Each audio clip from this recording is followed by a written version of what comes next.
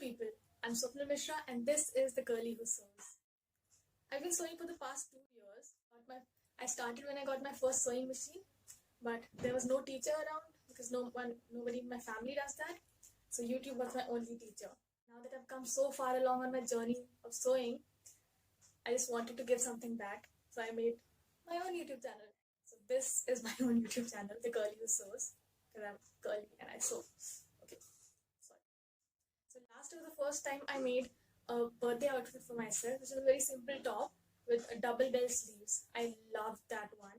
I put up a photo of that on my Instagram. Please check that. So when I wanted to start my own YouTube channel, I wanted to do something very special as my first video, and my birthday was just around the corner. I was anyways going to make a birthday outfit for myself because duh. So I thought, why not make a video out of that only? So this is a video of me making an outfit for my 21st birthday. 21! So what are we waiting for?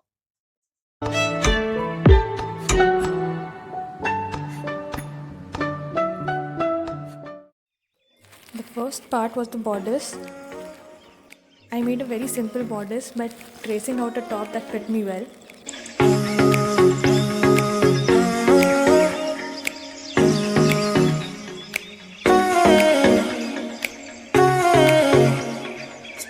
But I did not trace the neckline, which I later drew myself, and also deepened the armhole for the front bodice. The length was from my shoulders to my waistline, which was 17 inches for me, plus 1 inch seam allowance and 1 inch seam allowance all around.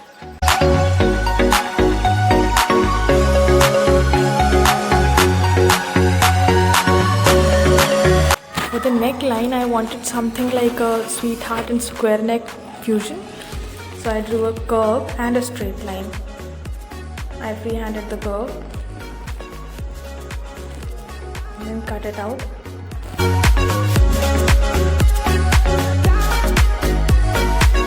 This is the neckline I was talking about. To give a better finish to the neckline, I had to cut a lining piece, but I did not have that much fabric. So I did trace the bodice parts on the folded piece of fabric. I just halved the length for the lining. Then I cut the back bodice and the back lining similarly. This time I did not deepen the armhole and the neckline was a simple square neckline. Also, keep in mind, my top had stretch which I did not take into consideration, and I added 1 inch seam allowance all around, which ended up being a little less for me. So keep that in mind if your top also has stretch. I lost the footage of me sewing the linings and the bodice parts together. I just sewed them right sides together and then flipped them over. You can see it here. And then I just sewed the back bodice and the front bodice together at the side seams and at the shoulders, and the bodice was complete.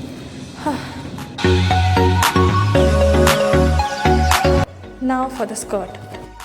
I made a gathered skirt, so I had to cut a rectangle piece, the length double my waistline.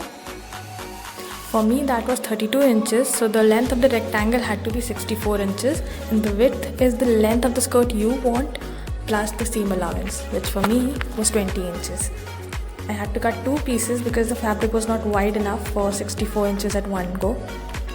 Now for gathering the skirt, I had to stitch 2 rows of basting stitch, for which I used a black bobbin thread and a sky blue needle thread.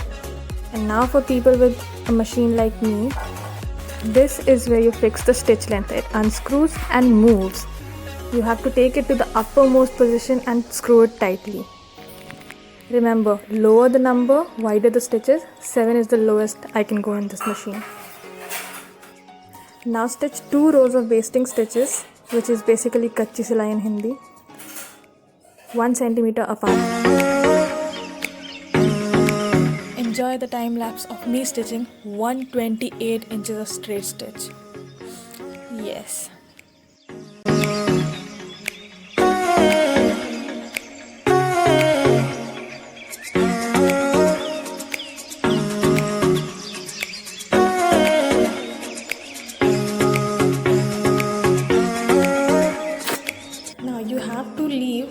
lot of thread at the beginning and at the end to do this.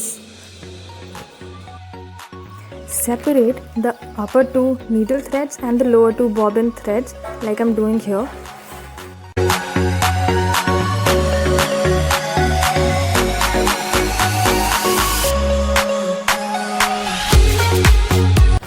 I have to tie up one of these two pairs. I am tying up the bobbin thread.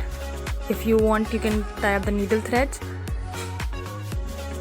Keep the knot very close to the fabric, as close as you can go, and cut off the excess thread.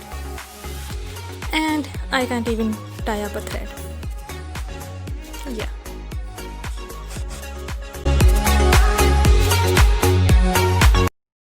I did it, yes!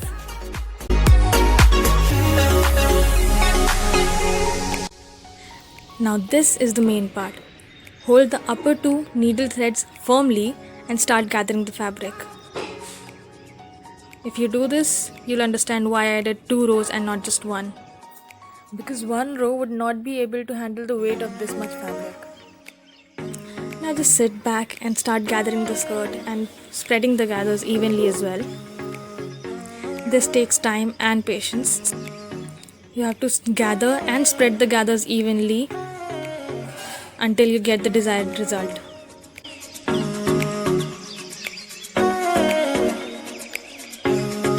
You can put on a show, music, or some podcast. For me, I just sit back and think of why I got this life, why I'm living in this world, and what is my purpose in this world. And I'm done with the skirt. I measured it on myself and it fit really well. So, the skirt is done. Now pin the skirt right sides together to the bodice. Also, keep spreading the gathers evenly all around.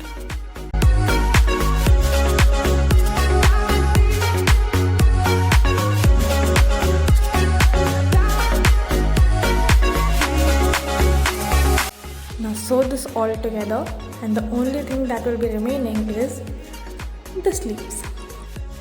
I wanted the sleeves to be a little extra, so I made bishop sleeves. For this, I first made a simple long sleeve pattern for my size. The upper width is 6 inches and 3 inches lower from that a point, and the 2 points are attached with a curved line. The length is the length I wanted my sleeves to be, and the lower width is half the circumference of my wrist.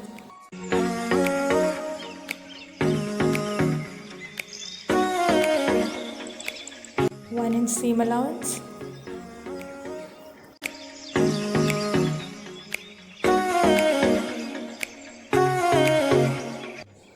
Sorry for the lighting change.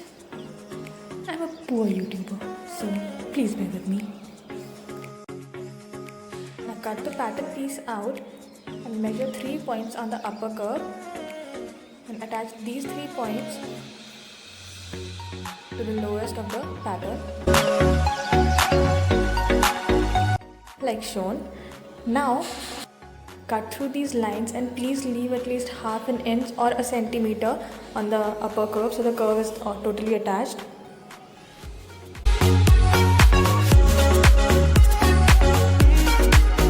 Now these flaps spread out would make your sleeves.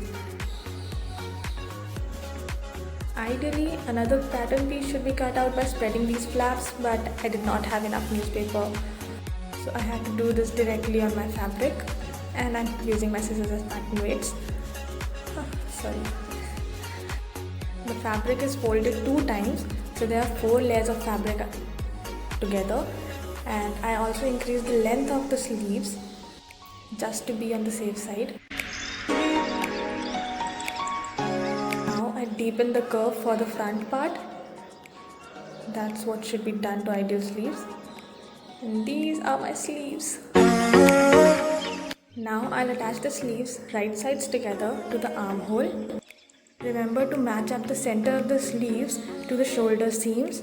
Then pin the sleeves all around and sew this. Now for the cuffs of my bishop sleeves. I cut 2 rectangles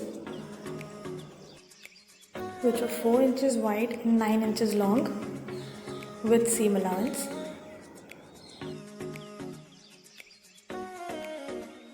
And these sleeves sewed together.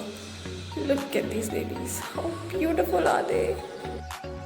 Now for giving them the signature bishop sleeves look, I had to cinch in the wristbands, for which I gathered the end of the sleeves. I did the same thing that I did for the skirt, but with a single row of basting stitch, because this was less material, so a single row could handle this. Done. Now for the cuffs, I took one of the rectangle pieces and sewed it close to make a loop, and then attached it to the sleeves like so. Wrong side of the sleeve, but right side of the cuff. Be sure to match up the seams, it just gives a better finish. Also, try to keep the gathers very uniform. When sewing gathers to any other thing, pinning is a very good option. It keeps the gathers very uniform while sewing. After this, I turned the sleeves to the right side, pulled the cuff out, did not rip it out. Then I folded it so that it makes a 1-inch wide cuff and also covers the gathers like this.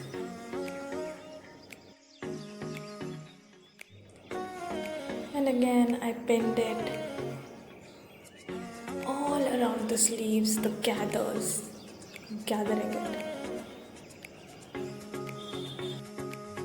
And then sewed it. And this is how the cuff turned out. I just love this. Look how beautiful. I also attached a red strip of fabric all around the waist and then fed these ties through it for cinching the waist whenever I wanted to. And my dress is complete. Now, time for the big reveal.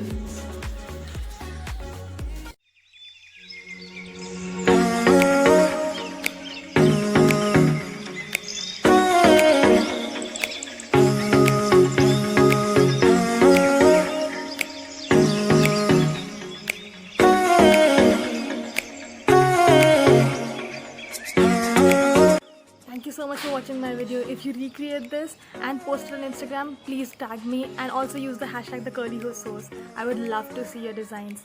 Also, if you want to tell me anything I can improve on in this video, constructive criticism is always welcome. And also please like, share and subscribe. This is a YouTube video.